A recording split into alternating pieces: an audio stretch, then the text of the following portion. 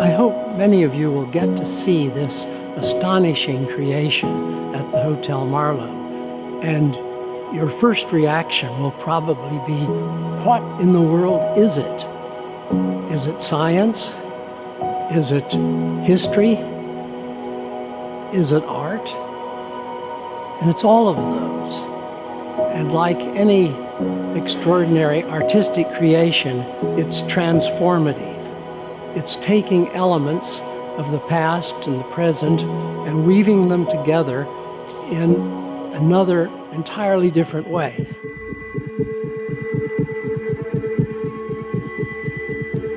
At the Marlowe and at Kimpton, we always take a look at all the different aspects of our guests' experience. And one of those things was our arrival experience, and we found that it was a little bit underwhelming. So we started talking internally and thought, what can we do to make it, visually unique? As we got further down the process, I had a conversation with Dave Riley from our ownership group, and he had mentioned it'd be kind of cool to put some sort of artwork in the courtyard. And really the only direction he gave me was, it needs to be metal, it needs to be spherical, it needs to move, and somewhat whimsical. If you're in Cambridge and you want to stay at a hotel that basically embodies the science and the technology of the area, then behind me is the image of what we're trying to portray. Needless to say, this sculpture was not created by Cornerstone. We engaged experts in the field, and those experts were ModVic and Salmon Studios.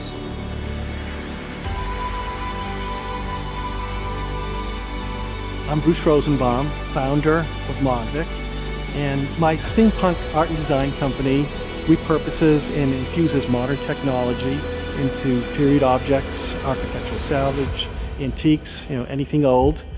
And I create fantastical, unique, meaningful, and relevant steampunk art, really for anything, anywhere. Steampunk art is about reimagination. It's taking objects from a different period and combining them in a creative way with technology, so you have the best of two worlds. It's really exciting to work with the Hotel Marlowe.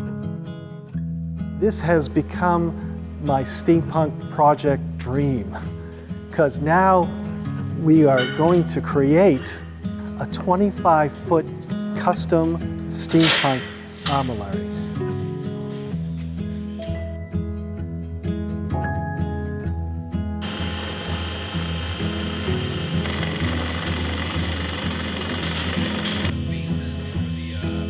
The timing of this piece is incredible because we moved into this new facility 6 or 8 months ago, and we actually committed to making this sculpture, this Armillary, before we knew we could be in this space. And it was a bit of a gamble on our part because we took this project on without really understanding how or where it would be built. And it just was a great opportunity to move into this space and make this the first giant project that we built here.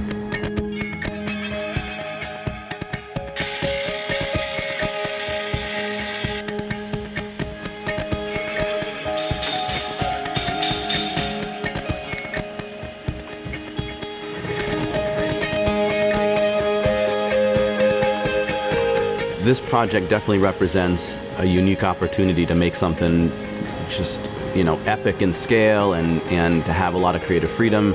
So right now we're a team of 8, and there's 6 full-time employees, a summer intern, and myself. And every day is a challenge to keep everybody going in a straight line. And everything that we do is so unique and specific that it's difficult for someone to just run with a simple task. They constantly need input and creative direction.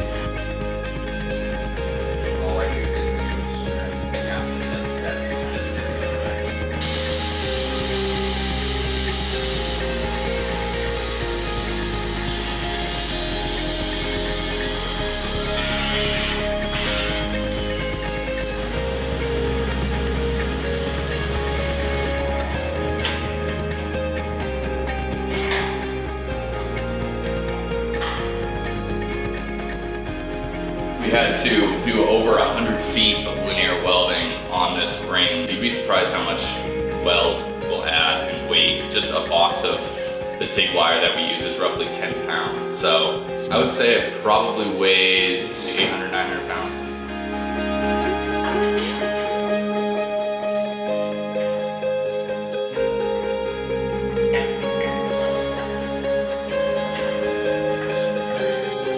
I think the biggest challenge here is that we've never constructed anything this large that also moves. And so we can't just weld pieces on. We've got to be aware of where things are moving and how they rotate.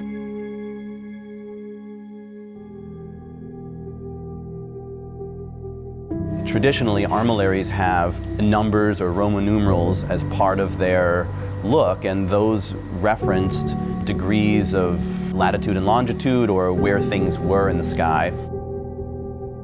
We've actually moved away from having any kind of symbols as part of this piece, and some of that was based on a conversation we had with these two astrophysicists who basically looked at our concept and said, this is never going to be an accurate armillary. It's not really precise in tracking anything in the sky, and we took that as a cue to really emphasize the sculptural and artistic aspects of this more than the functional aspects of it.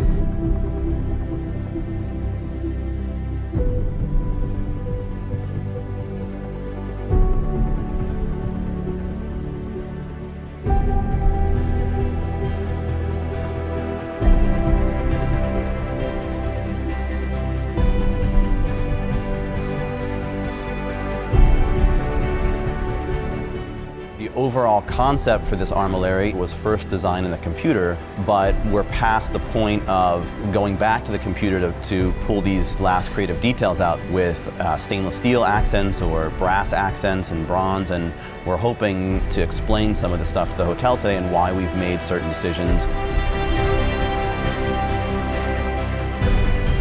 What is art?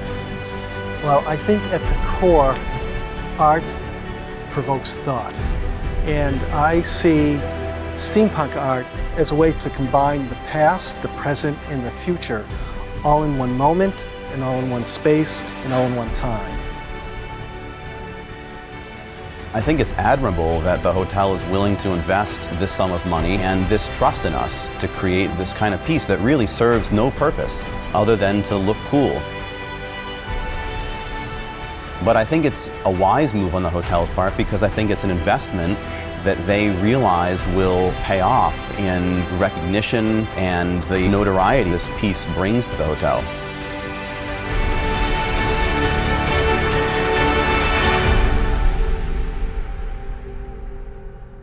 It's called an armillary. I like to think of it as the imaginary armillary because it is an artistic piece that takes its roots in a scientific astronomical instrument, which represents the motion of the sky in going around the Earth.